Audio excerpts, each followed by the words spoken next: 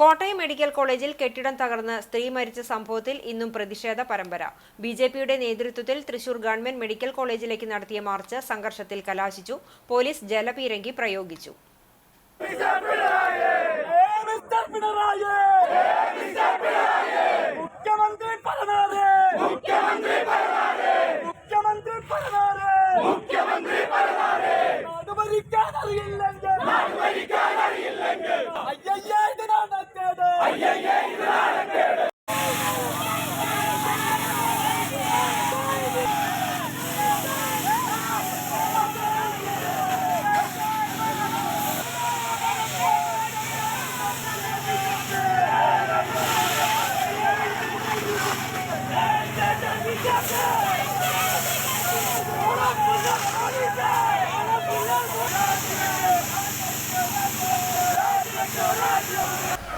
ആരോഗ്യമേഖലയെ തകർക്കുന്ന ഇടതു സർക്കാരിനെതിരെ പ്രതിഷേധിക്കുക, ആരോഗ്യമന്ത്രി വീണ ജോർജ് രാജിവെക്കുക തുടങ്ങിയ മുദ്രാവാക്യങ്ങളുമായാണ് ബിജെപി മെഡിക്കൽ കോളേജ് മാർച്ച് നടത്തിയത്.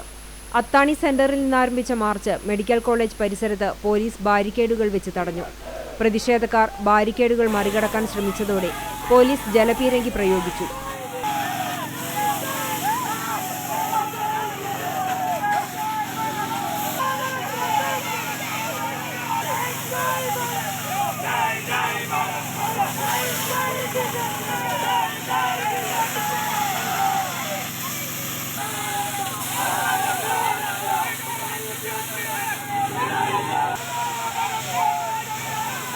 തുടർന്ന് നടന്ന പ്രതിഷേധ ധർണ ബിജെപി സംസ്ഥാന vice president advocate B Gopalakrishnan ഉദ്ഘാടനം ചെയ്തു.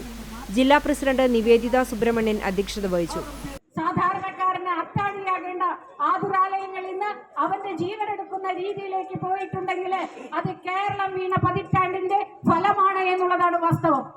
കഴിഞ്ഞ 10 വർഷവും ഭരിച്ചുകൊണ്ട് കുടിച്ചുകൊണ്ട് മുന്നോട്ട് പോയ കേരള സർക്കാരിന് ഇവിടുത്തെ സാധാരണക്കാരന്റെ വേദനകളെ കുറിച്ച് ഒരു ബോധവുമില്ല. അവർക്ക് കൊണ്ടുവരുന്ന സാമൂഹ്യ സുരക്ഷാ പദ്ധതികൾ പോലും നടപ്പിലാക്കാതിരിക്കുവാനുള്ള തത്രപ്പാടിലാണ് കേരള സർക്കാർ.